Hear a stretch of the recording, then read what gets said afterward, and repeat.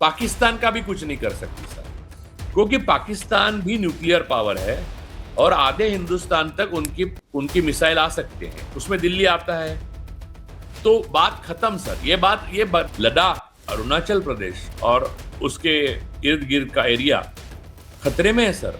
कभी भी चीन अपने अंदर अरुणाचल को डिक्लेयर ही कर दिया उन्होंने, हमारा एरिया है।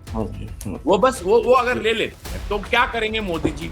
कि आप सऊदी और तुर्की पे हमला करना तो भूल ही जाइए, आप हमला करेंगे तो पाकिस्तान पे, वो तो आप कर ही नहीं सकते, क्योंकि अगर वो हमला सऊदी और टर्की पे भी माना जाएगा तो खत्म है बात। चाबहार पोर्ट ईरान का ये सबसे बड़ी उपलब्धि है मेरी, $125 मिलियन। अरे छोड़ के भागे अमेरिका के डर से। मैं आज इसलिए कह रहा हूं, आज एक ट्रम्प जी आ गए हैं, वो मालूम नहीं क्या क्या कर रहे हैं, वो इधर से उधर कर रहे हैं, लेकिन इस सारे उसमें जैसे हमारी पोल खुल गई है, वी आर एब्सोल्युटली। और चीन आपके जाम करता है सिग्नल, और जो हवाई जहाज आया, आप लड़ाकू विमान लेते हो जिसको नींबू मिर्ची लगाते हो, वो उधर ही खत्म हो जाता है लड़ाई। ये हमने एक बार देखा। अभी मोदी रेजिम के करीबी जो 2 क्रोनीज है, उन्होंने भी कुछ आविष्कार नहीं किया है, नया कुछ टेस्ला जैसा कुछ बनाया नहीं है, ना ही मार्क जुकरबर्ग जैसा नहीं बनाया, ना ही एप्पल जैसा कुछ बनाया है, लेकिन हमारा ना इन्होंने इतना सिकुड़ा दिया कि खत्म हो गया, हम सफोकेशन फील होता है सर। करेक्ट। तो आप समझिए गुजरात का गुजरात का जहां इंपेरियलिस्टिक अप्रोच है, लेकिन वो ब्रिटिश और अमेरिकन इंपेरियलिज्म की तरह नहीं है सर, क्योंकि वो क्रिएशन ऑफ वेल्थ करने वाले लोग हैं। जब बांस के इंजन का जब आविष्कार हुआ था ब्रिटेन में, नई नई टेक्नोलॉजी आ रही थी, नई नई यंत्र युग आ चुका था, तब वो इंपेरियलिज्म फैला था। गुजरात सिर्फ ठेकेदार है सर, और ज्यादातर लोग accumulation of wealth through mall practices. Hindustan की जनता की जो पैसे हैं वो ठगी के द्वारा एक्यूमुलेट करने की प्रक्रिया को वो उससे अमीर होते हैं, और वो विदेश भाग जाते हैं या उसको डाइवर्ट करते हैं या लॉन्डर करते हैं, मनी लॉन्डर। उसको कोई व्यापारी नहीं कह सकता। तो आप उनके गुलाम गुजरात का देश बना है, और महाराष्ट्र से ज्यादा कौन अच्छी तरह से जानता है, वो मुंबई के ऊपर तो सारा झगड़ा है। तो लेकिन वो ऑर्गेनिक नहीं है, क्योंकि वो बना कुछ नहीं सकते सर। आप देखिए मोदी रेजिम के करीबी जो 2 क्रोनीज है, उन्होंने भी कुछ आविष्कार नहीं किया है, नया कुछ टेस्ला जैसा कुछ बनाया नहीं है, ना ही मार्क जुकरबर्ग जैसा नहीं बनाया, ना ही एप्पल जैसा कुछ बनाया है। ये सारा जो बनाया था नेहरू का, वो सारा अपने पास ले लिया। वो तो कोई मेरे प्रधानमंत्री दोस्त होते तो मैं भी ले लेता सर, जी आप भी ले लेते, क्यों नहीं लेते सर? जी। प्राइमरली देखिए, प्राइमरली जो अभी ये जो 2 हैं, A1 A2, ये लोग आढ़तिये कह लीजिए, ट्रेडर कह लीजिए, ब्रोकर कह लीजिए, ये वो वाला है। They don't manufacture. हम बड़े हो रहे थे तो हमें 2 नाम आते थे, टाटा बिरला, टाटा बिरला। तो ये होता था टाटा बिरला मैन्युफैक्चर समथिंग, वो they used to create something. उनके पास R&D था सर, R&D था उनका, रिसर्च एंड डेवलपमेंट था। मैं एक चीज और आपसे पूछूंगा, और शायद ये इसके बाद इसको आज का खत्म करेंगे, नेक्स्ट उस पर करेंगे। मुझे एक चीज लगता है कि देश से ज्यादा बड़ी चीज होती है लीडरशिप। जब देश आजाद हुआ तो भारत के पास बहुत कम, कुछ था ही नहीं हमारे पास। एक एक एक इतने लंबी मतलब अंग्रेजों ने हमें इतने लंबे समय तक लूटा था। नेहरू आए, और शायद वो नेहरू की लीडरशिप थी कि हमने एक अपने पब्लिक सेक्टर को ठीक किया, कोर इंडस्ट्री को ठीक किया, और यहाँ तक कि नेहरू की बात लोग IIM इस सब की करते हैं। मैं 2 चीजें नेहरू की हरदम याद रखता हूँ। नेहरू ने नेशनल स्कूल ऑफ ड्रामा के बाद दूसरा NSD नहीं बना आज तक। मतलब आज से 60 साल पहले एक आदमी ने NSD बना दिया, उसके बाद तुम दूसरा NSD नहीं बना पाए। नेहरू ने जो लोकतंत्र का, जो नेहरू का मैं ज्यादा बड़ा कंट्रीब्यूशन कोर इंडस्ट्री से मानता हूं, नेहरू ने इस देश के आम आदमी को उस लोकतंत्र पे आस्था, विश्वास, और उसको उन्होंने जैसे पौधे को रोप के उसको बड़ा किया, वो नेहरू का कंट्रीब्यूशन है। इंदिरा गांधी आई, हम गरीब देश थे, शास्त्री हम गरीब देश थे, लेकिन हम दुनिया के सामने हमारी एक ताकत थी। मैं आज इसलिए कह रहा हूं, आज एक ट्रम्प जी आ गए हैं, वो मालूम नहीं क्या क्या कर रहे हैं, वो इधर से उधर कर रहे हैं, लेकिन इस सारे उसमें जैसे हमारी पोल खुल गई है। वी आर एब्सोल्युटली शोइंग कि हमारे पास कोई ताकत नहीं है, कोई विजन नहीं है, लीडरशिप को पता ही नहीं है क्या है, लीडरशिप को हे करने के अलावा कुछ आता नहीं है। मैं इस पे एक टिप्पणी करके, क्योंकि भारत के लिए एक मुश्किल दौर है इस समय, और वो बिकॉज ऑफ लीडरशिप।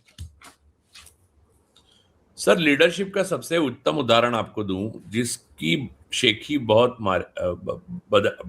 बढ़िया से बता रहे थे मोदी जी इलेक्शन से पहले 2024 के लोकसभा के, कि चाबहार पोर्ट ईरान का ये सबसे बड़ी उपलब्धि है मेरी, $125 मिलियन। अरे छोड़ के भागे अमेरिका के डर से। और बाकी तो आपको ऑपरेशन सिंदूर का क्या हुआ ये तो मालूम ही है, वो तो चाइना और बातों बातों में चाइना और अमेरिका ने बोल ही दिया। फिर ये दत्तात्रेय होसबले और भागवत किसके साथ कर रहे हैं? चाइना की कम्युनिस्ट पार्टी के साथ, यानी ओरिजिनल माओइस्ट पार्टी के साथ। और अमित शाह कह रहे हैं कि हम माओइस्टों का बंदोबस्त कर रहे हैं। अरे ओरिजिनल माओइस्ट तो वही है, वो आके आपके पार्टी ऑफिस में बैठते हैं और मीटिंग करते हैं। क्या बंदोबस्त कर रहे हैं आप? वो आपका बंदोबस्त कर रहे हैं और वो देश का बंदोबस्त कर रहे हैं। सर आपको मालूम है लद्दाख, जिसकी वजह से सोनम वांगचुक अंदर है, लद्दाख, अरुणाचल प्रदेश और उसके इर्द गिर्द का एरिया खतरे में है सर। कभी भी चीन अपने अंदर, अरुणाचल को डिक्लेयर ही कर दिया उन्होंने, हमारा एरिया है। वो बस वो अगर ले लेते हैं तो क्या करेंगे मोदी जी, बताइए मुझे। मोदी रेजिम अब पाकिस्तान का भी कुछ नहीं कर सकती सर, क्योंकि पाकिस्तान भी न्यूक्लियर पावर है और आधे हिंदुस्तान तक उनकी मिसाइल आ सकते हैं, उसमें दिल्ली आता है तो बात खत्म सर। ये बताने के लिए बहुत है। और दूसरा, पाकिस्तान के साथ अब चीन है और चीन आपके जाम करता है सिग्नल, और जो हवाई जहाज आया, आप लड़ाकू विमान लेते हो जिसको नींबू मिर्ची लगाते हो, वो उधर ही खत्म हो जाता है लड़ाई। ये हमने एक बार देखा अभी, समझे? तो बात ये है कि ये सब मार रहे हैं और जो बात बोल रहे हैं वो सारी खोखली है। और हम एक ताकत थे नेहरू इंदिरा के टाइम में, और वो ताकत सिर्फ नैरेटिव या बातों में या प्रोपागेंडा में नहीं थे। डरते थे लोग। इंदिरा जी ने कहा था कि अमेरिका हमारा दोस्त है लेकिन हमारा बॉस नहीं है। और इजराइल के साथ हमने दूरी इसलिए रखी थी और फिलिस्तीन के साथ दोस्ती, क्योंकि जूस के साथ हमारी वेदना, उनकी प्रॉब्लम, उनके साथ हम हमेशा रहे। वो तो गांधी जी ने भी लिखा था। लेकिन जायोनिज्म को हम कभी सपोर्ट नहीं करेंगे, ना ही स्टेट ऑफ इजराइल को। हमने बहुत बाद में वो किया। हमने वाजपेयी के टाइम में हमने हमेशा फिलिस्तीन की मान्यता देने वाला भारत पहला देश है। आज क्या? करेक्ट नहीं। और राजू, मतलब मैं दर्शकों को ये भी बता दूं, चीन और अमेरिका के अलावा एक चीज धीरे से हो गई है, और उस पे आज जो पाकिस्तान की स्ट्रेटेजिक डिफेंस डील, मतलब डील हुई है with Saudi Arabia, which has been signed, और टर्की जिसको ज्वाइन करने वाला है, तो उनके पास पैसा सऊदी अरेबिया का, R&D टर्की की, और पाकिस्तान को एक रेडीमेड हमने एक अजीब सा काम अपने लिए कर दिया। आनंद जी, इसमें एक और दिक्कत है। वो एग्रीमेंट जो हो रहा है नाटो जैसा, कि इसमें से किसी एक देश पे आप हमला करोगे तो तीनों देश पे हमला माना जाएगा। इसका मतलब यह है कि आप सऊदी और तुर्की पे हमला करना तो भूल ही जाइए। आप हमला करेंगे तो पाकिस्तान पे, वो तो आप कर ही नहीं सकते, क्योंकि अगर वो हमला सऊदी और टर्की पे भी माना जाएगा तो खत्म है बात। अब हमें देखिए, हमें मिसाइल ये वो हमारे, अब सारी लड़ाई जो है वो हमारी अनएम्प्लॉयमेंट, भूखमरी और हमारी दारिद्र्य से होनी चाहिए, क्योंकि ये सारी चीजें इंपॉर्टेंट है।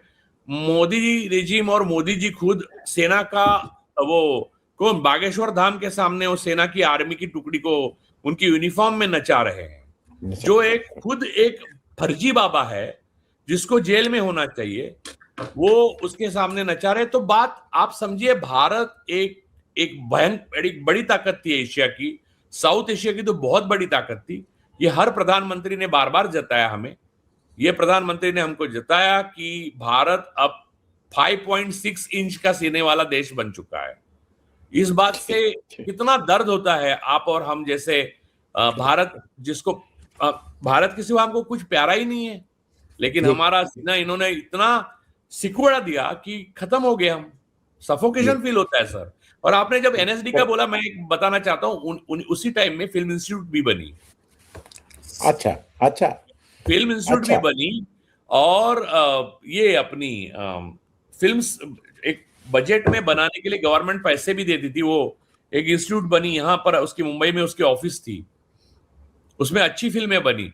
ये सारी जो सरकार की तरफ से पहल होनी चाहिए कलाकारों के लिए, ये इनको कुछ भी नहीं है सर। इनकी बातें रोज देखिए, इन्होंने मुझे गाली दी, उसने मुझे छेड़ा, उसने मुझे ये कहा, मुझे रील्स से गाली दे रहे हैं, और नेहरू एक बहुत गलत आदमी थे, उन्होंने बहुत गलतियां की। अरे आप यार जीवन में सिर्फ काले पन्ने क्यों लिख रहे हो? एक आध तो सफेद पन्ना लिख के जाइए ना।